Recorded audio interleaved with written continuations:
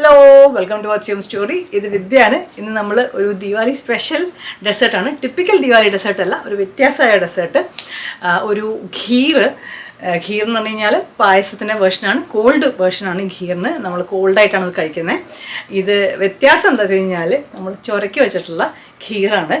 ഇത് ഞാൻ പല തവണയും പല പാർട്ടിക്കും ഉണ്ടാക്കിയിട്ടുണ്ട്. നല്ല അഭിപ്രായം കിട്ടിയിട്ടുണ്ട് എല്ലാവരുടെ. അപ്പോൾ നിങ്ങൾ ഇത്തവണ ദിവാലിക്ക് ഇത് ട്രൈ ചെയ്ത് നോക്കുമെന്ന് വിചാരിക്കണം കേട്ടോ.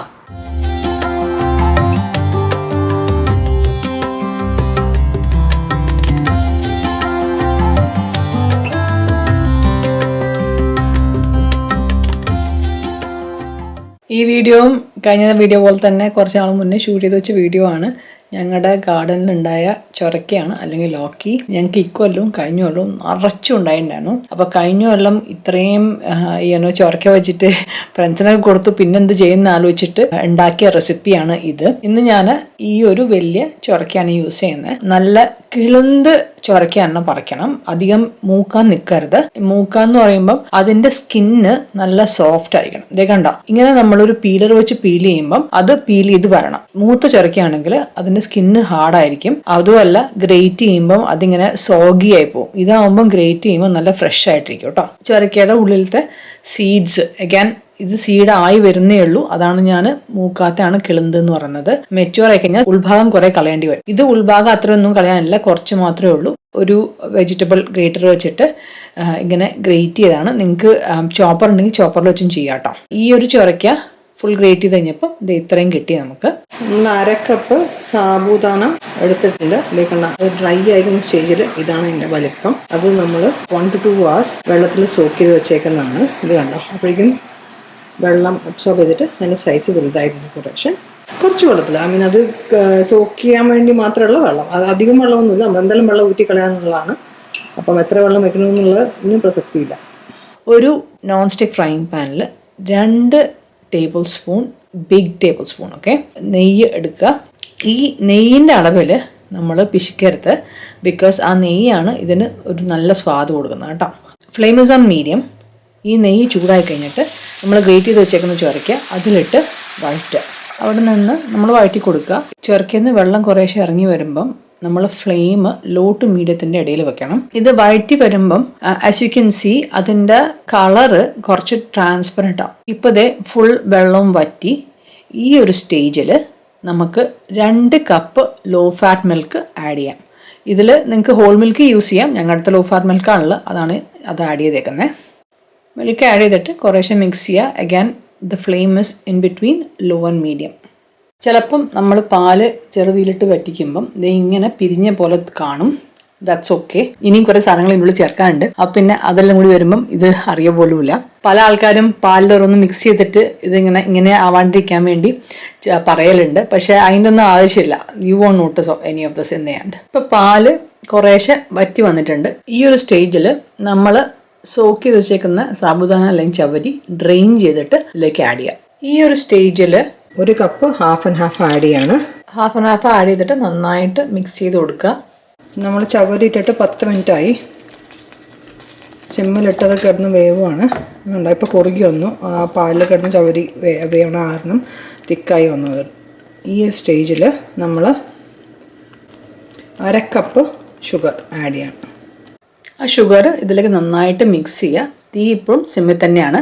ഞാൻ ഇളക്കാൻ സൗകര്യത്തിന് കുറച്ചുകൂടി വലിയ പാത്രത്തിലേക്ക് മാറ്റി. ചവരി പാല് കിടന്ന് വേവുന്ന കാരണം കുറച്ച് പാല് വറ്റിയിട്ട് ഇത് മുഴുവൻ കുറുകി വരുന്നുണ്ട്. നമ്മൾ പഞ്ചസാര മെൽറ്റ് ചെയ്ത് കഴിഞ്ഞിട്ട് സ്വാദ് നോക്കുമ്പം ലോക്കിയുടെ സ്വാദാണ് മുന്നോട്ട് നിൽക്കുന്നതെങ്കിൽ, പാലിൻ്റെ സ്വാദ് കുറവായിട്ടാണ് തോന്നുന്നതെങ്കിൽ പാൽ ഇനി ആഡ് ചെയ്യണം. ഡെഫിനറ്റ്ലി ഈ ഒരു സ്റ്റേജിൽ എന്തായാലും ഞങ്ങൾക്ക്, ഞാൻ പറഞ്ഞില്ലേ, ലോ ഫാറ്റ് മിൽക്ക് യൂസ് ചെയ്തതിൻ്റെ കുഴപ്പമാണത്. ഹോൾ മിൽക്ക് ഉപയോഗിച്ച് കഴിഞ്ഞാൽ ചിലപ്പം ഈ ഒരു സ്റ്റേജിൽ പാൽ ആഡ് ചെയ്യുന്ന ആവശ്യം വരില്ല. ഞാൻ പിന്നെയും 1 cup half and half add ചെയ്യാണ്.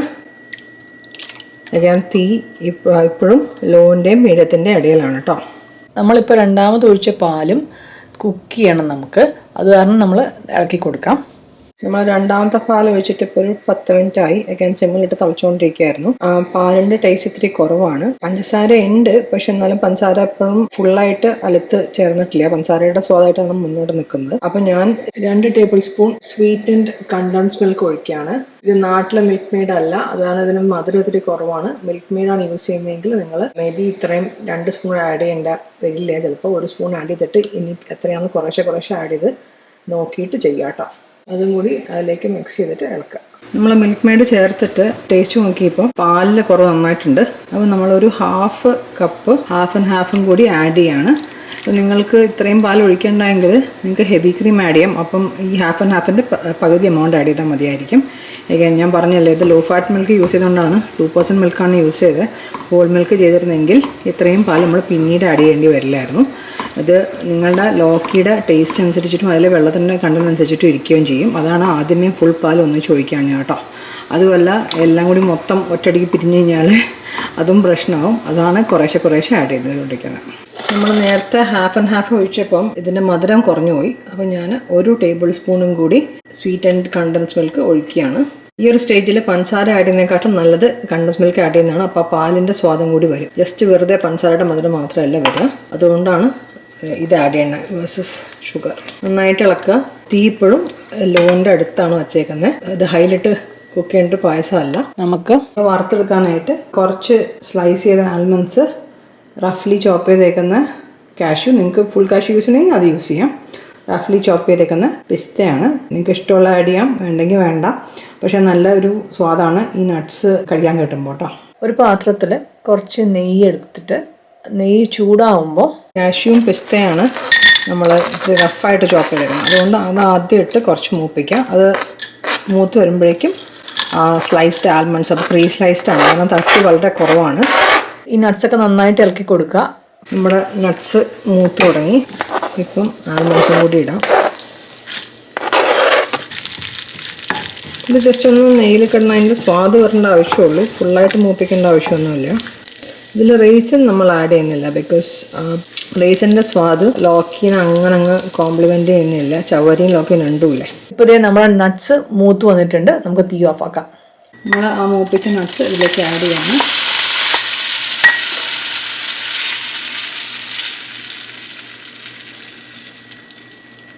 നമ്മൾ നട്ട്സ് ആഡ് ചെയ്തിട്ട് മിക്സ് ചെയ്തു.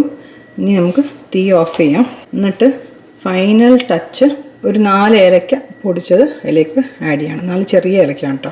അതും കൂടി മിക്സ് ചെയ്തിട്ട് ഇതിനെ നമുക്ക് തണുപ്പിക്കാം. This is best served when it's cold. ചൂടായിക്കുമ്പോഴല്ല അതിൻ്റെ സ്വാദ്, തണുത്തിട്ട് കഴിക്കാനാണ് സ്വാദ്. ഇതിപ്പം ഫ്രിഡ്ജിൽ വെച്ചിട്ട് ഞാൻ പിറ്റേ ദിവസം എടുത്തേക്കുന്നതാണ്. നല്ല തിക്കായിട്ട് വന്നിട്ടുണ്ട്, കണ്ടോ.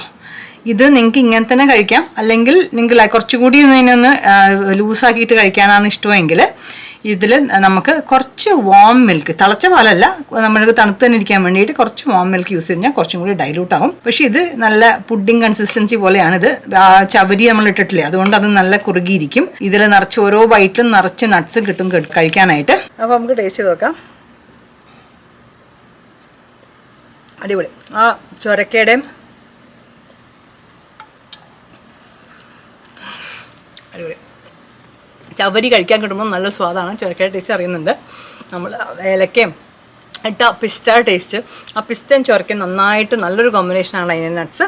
അപ്പം എല്ലാവർക്കും ഒന്നും കൂടി ഹാപ്പി ദിവാലി. ഇത് ട്രൈ ചെയ്ത് നോക്കിയിട്ട് അഭിപ്രായം പറയണേ. അപ്പോൾ നമുക്ക് അടുത്ത ആഴ്ച വേറെ വീഡിയോ കാണാം കേട്ടോ. Thank you for watching.